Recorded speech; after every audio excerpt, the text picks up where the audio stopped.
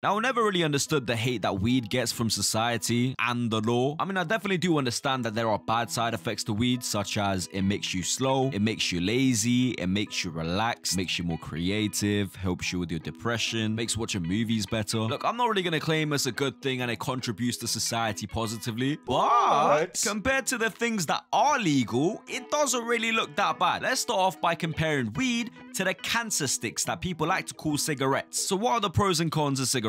Cancer. I think that's a big one, right? It stinks. Not only your breath, but everything around you. Your clothes, your car, your room, your kid. Everything stinks of cigarettes. And I know there's someone who's addicted to cigarettes watching this right now thinking to themselves, "Ooh, I don't stink." Yes, you do. Ask anyone around you who's honest enough to answer, and they will tell you you stink of cigarettes. The only reason you think you don't smell of cigarettes is because you're used to the smell. Now, I don't really like using this word, so forgive me, but cigarettes give me the ick. There's been multiple occasions where I'm just talking to a girl and I'm actually interested in her, and then she whips out a pack of ciggies and I'm just like, blood, get away from me, fam. I'm not kissing you and your stinky lips. And I know you ciggy smokers think I'm being dramatic, but it's a real thing. You guys smell like a walking ashtray. I'm gonna get so much hate. All right, the next con is the addiction. You guys are fiends.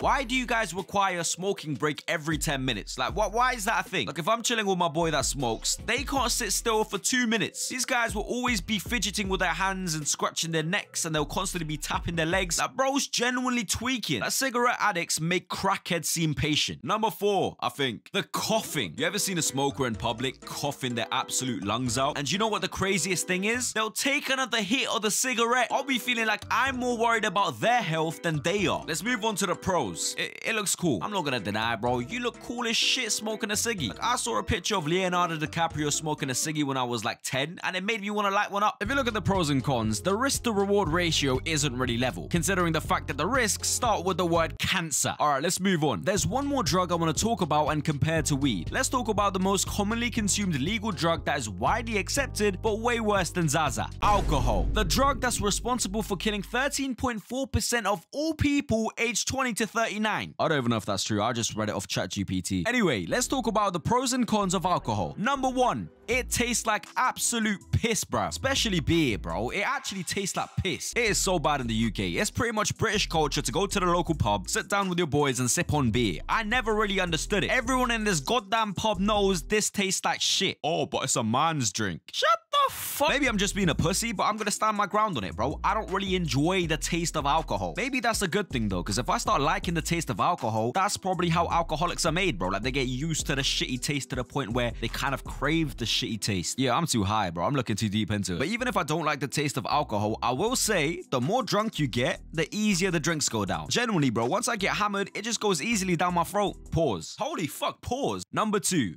cancer. That's right, lads. Drinking alcohol gives you liver cancer. Nowadays, it seems like everything gives you cancer, bro. But you know what doesn't give you cancer? Zaza. Actually, don't fact check me on that. I don't know if that's true or not. Number 3, it boosts your self-confidence. Now, a lot of you guys are probably expecting me to put it on the pro side, which is definitely true in some cases, like, you know, talking to the bitches, making friends and being social, 100%. But you also gotta look at the flip side of that. It gives you so much self-confidence to the point where your ego's inflated when you're drunk. That's why a lot of people turn aggressive when they're drunk. If you accidentally bump into them on the dance floor, bro, they're gonna grab you by the neck and spin you around like a helicopter propeller, bro. Now, I'm not stupid. If someone's a dickhead and aggressive by default, adding alcohol to the mix is gonna make it more aggressive, right? And that's the point I'm trying to make. Alcohol amplifies that. Weed chills you out. Let me show you what I mean. You see that guy right there? He's a gangster. He's an angry man who just came out of prison with face tattoos. Now watch what happens when I bump into him. Oh, sorry about that, man. I didn't mean to bump into you. I didn't see you. What did you say about my dead mom? You calling me a bitch? No, I just accidentally, but I'll show you who the bitch is. Bend over, boy. No, it's a prank, bro. You see, now I've got a broken nose and I've just been anally molested. Now that guy over there is the same person, but it's the next day and this time he isn't drunk. He's high on weed. So I'm gonna go bump into him again and let's see what happens. Oh, I'm so sorry. I didn't see you there. No, man. It's so cool. I'm sorry, man. I'm sorry for being in your way. Life's a journey, man, and I was an obstacle.